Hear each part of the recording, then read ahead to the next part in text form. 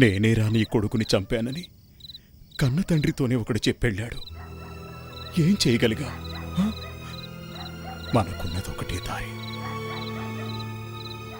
పెద్దోడికి జరిగింది, ఇప్పుడు జరిగేది మొత్తం అంతా చూస్తుంటే అదే మన కన్ను సన్నల్లోనే పెంచాలని సెలూన్ నుంచి కాలేజీ వరకు నేనే కూడా తీసుకెళ్ళి మళ్ళీ తీసుకొస్తున్నా. కానీ ఇప్పుడు ఇంత టైం అయ్యాక కూడా వాడు రాలేదు. ఎక్కడికి వెళ్ళుంటాడండి? నీ దగ్గర ఒక విషయం చెప్పకుండా దాచానే సోదా. అప్పుడు ఒకరోజు నడి రాత్రిలో ఆ రామిరెడ్డి కూతుర్ని కలిసొచ్చి పడుకున్నాడు. నాకెందుకో ఇప్పుడు అక్కడికే వెళ్ళాడనిపిస్తోంది. భయపడుతున్నావా? మన బతుకే వెట్టి బతుకైపో.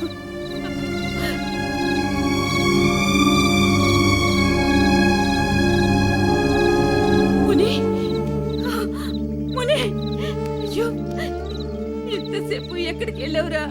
చెప్పరా, అడుగుతున్నారు కదరా, చెప్పరా.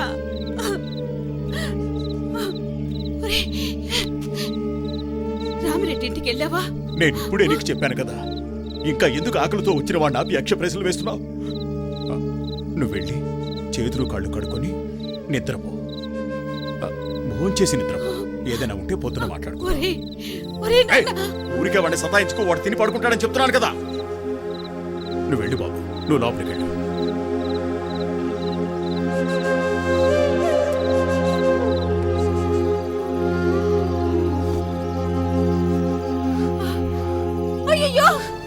ఏమ్మా, ఏమైంది?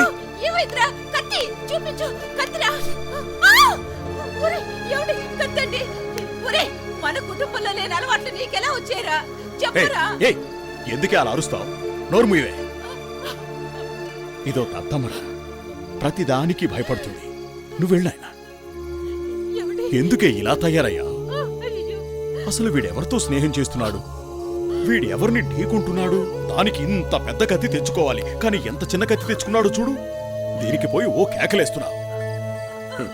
నువ్వు ఇదంతా పట్టించుకోవద్దు. నువ్వు వెళ్ళి భోంచేసి పడుకో, పొద్దున మాట్లాడుకుందాం. వెళ్ళు వెళ్ళు నాయనా, పొద్దునే మాట్లాడుకుందాం. వెళ్ళు.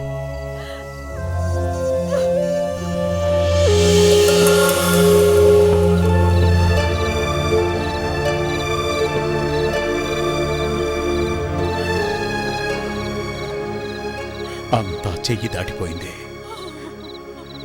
రామిరెడ్డి కూతుర్ని ప్రేమిస్తున్నాడు. రామిరెడ్డిని ఎదిరించి ఎలక్షన్లో నిల్చున్నాడు. ఇంత జరిగాక కూడా నీ కొడుకు ప్రాణాలతో ఉంటాడని అనుకున్నా.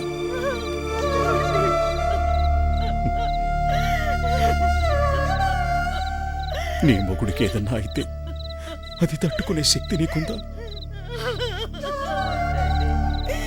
లేదు కదా.